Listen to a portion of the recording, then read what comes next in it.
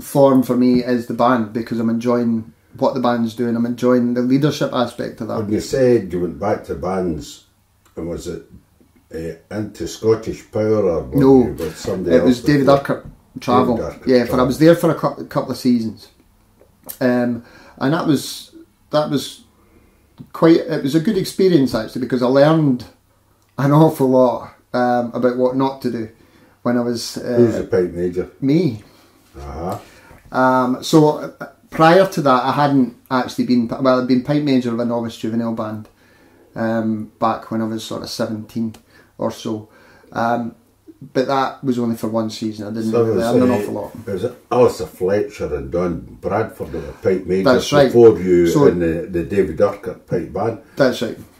So Don had left David Urquhart, and he went. That was at the time when he went to start up the Glasgow Pipes and Drums. Glasgow Pipes and Drums. So that left David Urquhart with a position to fill, and I was asked. And at that point, I kind of hesitated for a wee bit and thought about it, because I was still really enjoying the solo thing. And then eventually I thought, you know what? I think it's about time I got back into the whole band thing. I've always fancied being a pipe major. This was going through my head, and this is an opportunity. I don't know how many of these opportunities are going to come along, so perhaps I should take it. It's quite good to, when you're doing that sort of thing, to go and make your mistakes with a band such as David Urquhart, which was a very good first grade band at one point, incidentally. Yeah. I've got a recording of playing in the Worlds way back, and very, I remember very good listening under to them as a Alistair kid. Fletcher, Yep. you know. Yep. So you were there for a couple of years? 2 seasons, yeah. Yeah. And then came to the sort of decision that I was going to. I had tried it, and it was hard. It was difficult, and I had decided at the end of that season that I was going to resign and go and just be a player in a band. This was the kind of thought process, and I was just thinking to myself, if I go and I can just be a player in a band, rock up with the stuff learned, pipes going, fit in, play, go home. Then what that's going to do is it's going to give me the best of both worlds. Yeah. I can just be this player, and I can still do my solo thing, and that sort of thing. And that was the logic. That's not how it played out though, because the following day, so I went and submitted my resignation, called a band meeting, explained to the guys that I was finding it hard going and whatnot. Remember, it had been I would have been 26 at this time, so I was still reasonably young in the head when it came to people management and stuff like that. Still learning all. But anyway, that was that. Explained to the members, the guys, and whatnot, and then that was it. So I resigned, and then that had been on, say, the Wednesday. Next again day, I'd been working, teaching away, and gets a phone call about 6 o'clock, 5 or 6 o'clock at night. And I was walking back to my car because I'd been teaching at Glasgow Academy, funny enough. And I was walking back to my car, phone goes. So I answers the phone, and it was Peter Hunt phoned me. And he says, now I'd read, because I think there was an article had went out that Roddy had said he was retiring at the end of that season, which would have been the 2005 season. I had a long number of years as pipe major Scottish. Yes, that's right. So I think he'd obviously decided that it was time to take a sidestep. That's it. Yeah. So that, I think, had been announced. So at the end of the season, obviously the guys in the band, the committee and whatnot, had decided to take applications.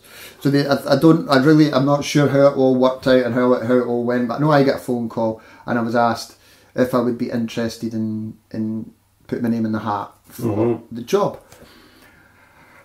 And I was thinking, I actually laughed. I didn't laugh when I was on the phone, but, you know, I said, right, well, can I get a bit of time to think about it, blah, blah, blah. Because, you know, I was thinking to myself, God, I've just come out of something like that. I don't know if I want to go back in. Anyway, so phone went, you know, hang up the phone, and I had a bit of a laugh to myself, because I'm thinking to myself, this couldn't have come at any sort of worse of a time. Aye. Because I've just told this one group of guys Aye. and people that I want to walk away from this because I want to go and be a player. I want to be able to still focus on my own playing and stuff like that.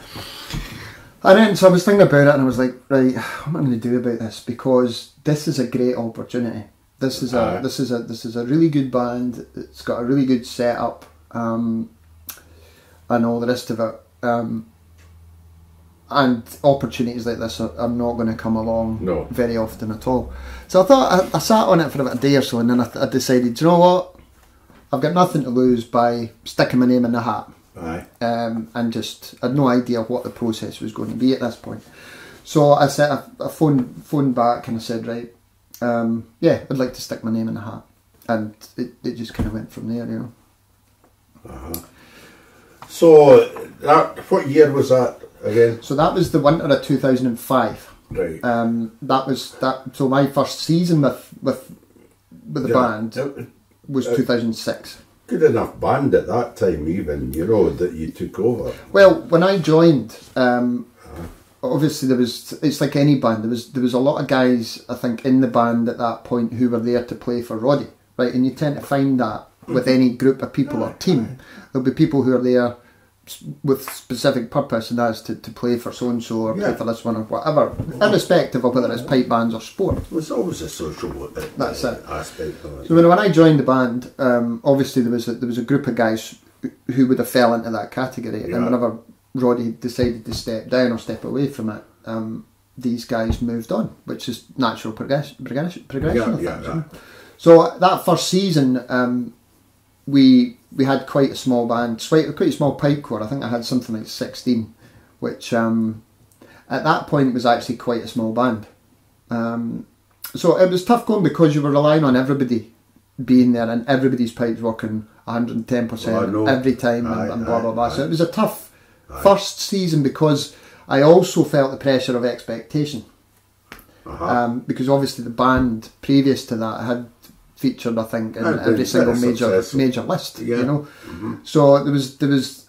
Now I don't think at any point anybody gave me that the impression that there was that expectation, but you put that expectation upon yourself because you're trying to. Well, you know the history and all the rest. You're trying to maintain a standard, you know, and that's so there was a bit of pressure there, and it was interesting, but I think good at the same time because that pressure. I tend to work quite well, I think, under pressure, and that pressure helped focus the mind a bit on how to do things. Because remember, you've mentioned Piper's 16. How about drum corps? What kind of state was that in? Barry was there, and Barry, I think, pretty much kept his whole Wilson.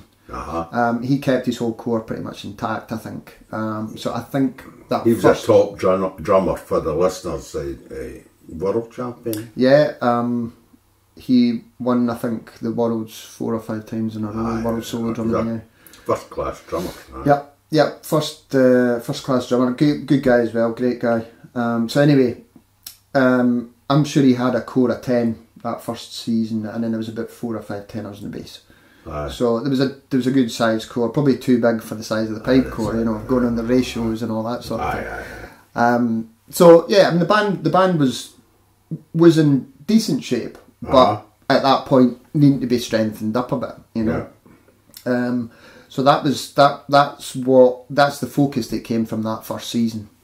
Was that there had to be some recruiting and things like that, trying to bring some new blood into the band.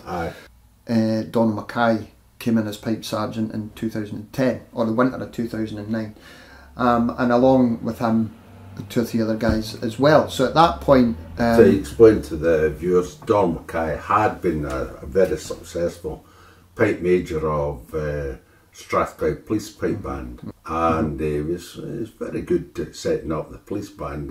How do you find working with Donald? Donald's a great guy to work with. he's a lot of enthusiasm and good methods for getting the best out of the guys and things like that. So I really enjoy working with Donald. He, you know, it's like every sort of partnership like that. It's good cop, bad cop, and all this kind of thing. So it took 2 to 3 years for that to sort of find its feet, because these things don't ever come from a formal conversation. You know, it takes time to sort of settle itself down. But we have a really good working relationship now. I have done for a good few years now. Sorry, and Donald is a great help. Along with another couple of guys, I mean the guys are all good guys. But like the other guys that help with sound, obviously Jake, the leading drummer now, the current leading drummer.